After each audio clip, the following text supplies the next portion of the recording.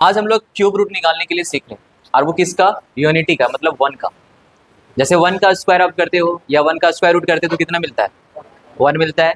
लेकिन अगर cube root का बात कर देता है, क्यूब रूट में समझते हैं, अगर 1 का क्यूब रूट निकालने का बात करें अगर, तो जरा बताएंगे कि हमें क्या क्या मिलने वाला है। ये जो यहाँ पे जो लिखा हुआ आगे में 3 रूट के पहले, ये शो कर रहा है हमारा क्यूब रूट का। किसको शो कर रहा है, क्यूब रूट को शो कर रहा है। तो कहता है कि 1 का क्यूब रूट हम लोग अगर निकालते हैं तो हमें क्या क्या मिलता है। ठीक है, छोटा सा टॉपिक है, तो बड़ा टॉपिक नहीं है। हमें पता होता है कि अगर ये क्यूब रूट है तो पावर हमारा क्या हो जाएगा मालूम है, 1/3 हो जाएगा। अगर स्क्वायर रूट रहता है तो पावर हम लोग क्या लिखते हैं पता है, 1/2 लिखते हैं पावर में। जैसे अगर मान के चलो कि यहाँ पे लिखा हुआ है √2, तो इसका मतलब क्या होता है बाबू, 2 के पावर 1/2। लेकिन अगर जैसे ही क्यूब रूट का बात करता है तो पावर हमारा बदल जाता है, पावर क्या हो जाता है हमारा 1/3 हो जाता है। हम लोग ये भी कॉन्सेप्ट पढ़े हो कि अगर ये वाले पावर को अगर हम ले जाते हैं लेफ्ट साइड इक्वल के लेफ्ट साइड में अगर हम लोग ले जाएंगे तो जो 1/3 है ना वो 3/1 में बदल जाता है। मतलब पावर क्या हो जाता है हमारा, पलट जाता है। ठीक है, तो 3/1 बोलो या फिर 3 बोलो, सीधा सी बात है। कोई समस्या है क्या यहाँ पे? तो कह सकते हैं यहाँ पे कि हमारे पास x³ बराबर क्या मिल रहा है, हमारे पास 1 मिल रहा है। यहाँ तक क्लियर है, कोई दिक्कत है यहाँ तक? पावर कैसे एक्सचेंज हुआ समझ में आ गया ना। इधर पावर था हमारा 1/3, जब हम लोग लेफ्ट साइड लेकर के जा रहे हैं तो पावर हमारा किसमें चेंज हो जा रहा है, क्यूब में चेंज हो रहा है।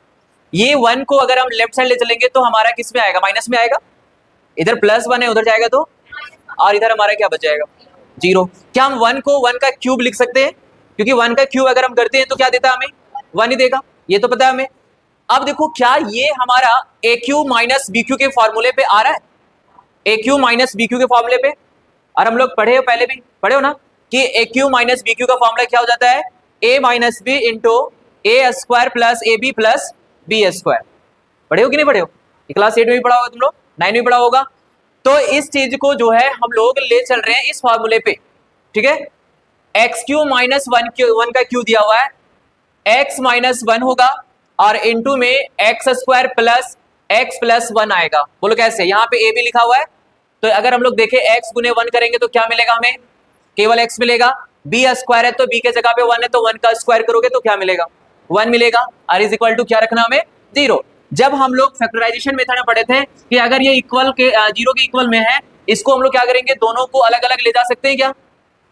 क्यों ले जा सकते? देख लो यहाँ बीच में किस चीज का साइन है, इनटू का साइन है, तो दोनों को हम लोग 0 के बराबर कर सकते हैं कि नहीं कर सकते?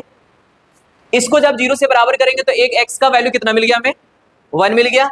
लेकिन इसको अगर हम लोग फैक्टर करेंगे ना, तो फैक्टर हम लोग क्वाड्रेटिक फार्मूला लगा के करना पड़ेगा। कौन सा फार्मूला पता है, x बराबर -b plus minus √b² minus 4ac बटा में क्या लिखते थे, ये जो b² माइनस 4ac है वो हमारे क्या है, d है ना, क्या लिखे, d का फॉर्मूला ना। तो इस फॉर्मूले पे हम लोग क्या कर रहे हैं, इसको फैक्टर कर रहे हैं। ठीक है, जरा गौर से देखोगे यहाँ पे अगर देखते हो तो b का वैल्यू कितना मिलेगा हमें, 1 मिलेगा। तो ये हो जाएगा -1, प्लस माइनस फॉर्मूला में है। फिर यहाँ पे देखो b का स्क्वायर है, यानी कि 1 का स्क्वायर करोगे तो 1 आएगा, -4 फॉर्मूला में था, a का वैल्यू इसका कोएफिशिएंट 1 है और ये भी 1 है, 3 4 1 c, यानी कि कितना हो जाएगा 4 1 1 1 -3 बचेगा। और होल डिवाइडेड कितना था, 2a, 2 लेंगे और a का वैल्यू यहाँ से लेंगे, कितना आएगा 1।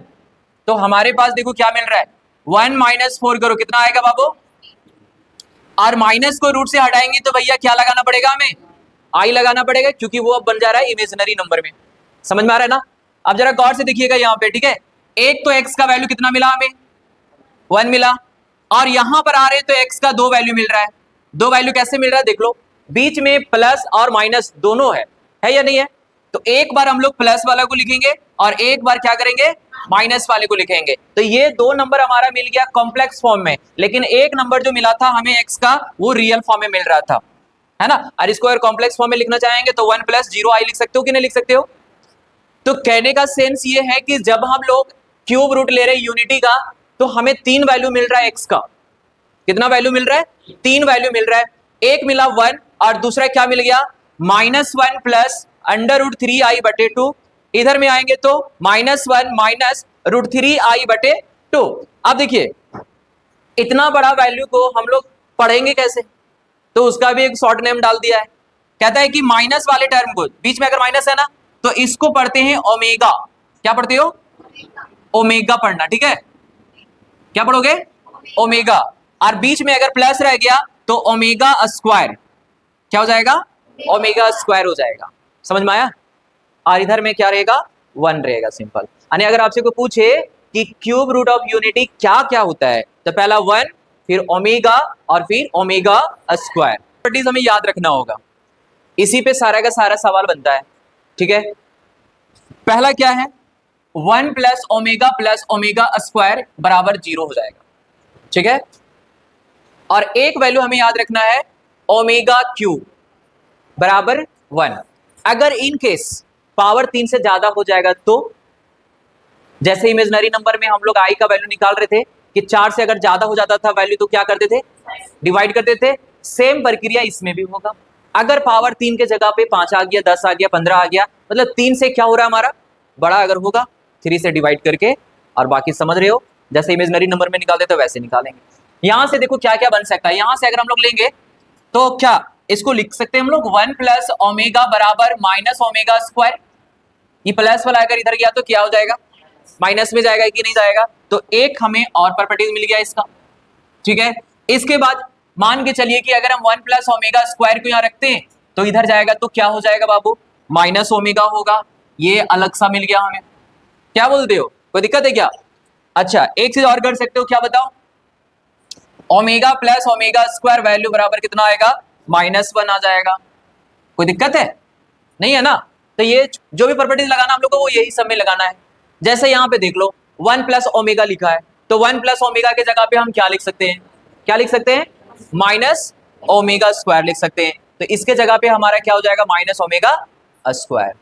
1 प्लस ओमेगा स्क्वायर लिखा हुआ है तो क्या लिखेंगे? माइनस ओमेगा लिखेंगे। अच्छा देखो यहाँ पे 1 प्लस ओमेगा के पावर 4 आ गया। अभी बताया ना कि अगर पावर 3 से ज्यादा हो जाएगा तो क्या करना पड़ेगा हमें?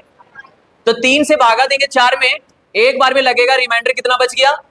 हाँ, तो ये बनेगा 1 प्लस ओमेगा। क्या बन जाएगा? जैसे आप इमेजिनरी नंबर में फाइंड करते थे सेम यहाँ पे भी है।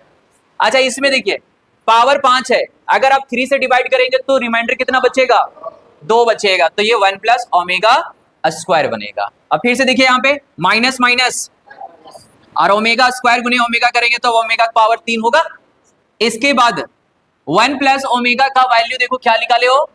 माइनस ओमेगा स्क्वायर है, और 1 प्लस ओमेगा स्क्वायर का वैल्यू कितना है?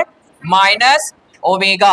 अब देखो बाबू यहाँ पे ओमेगा का पावर 3 है, माइनस इंटू माइनस प्लस हुआ, ओमेगा स्क्वायर गुने ओमेगा करेंगे तो ओमेगा के पावर 3 हुआ, और ओमेगा के पावर 3 का वैल्यू जो आप लोग निकाले हो कितना है? तो 1 इंटू 1 बराबर कितना हो जाएगा? 1। यार यही हम लोग को प्रूफ करना था, देखो 1 लाना था ना, तो यही कॉन्सेप्ट को लगाना है, यही सब हमारा समझ में आ रहा है ना? सारा यूज होगा सवाल में।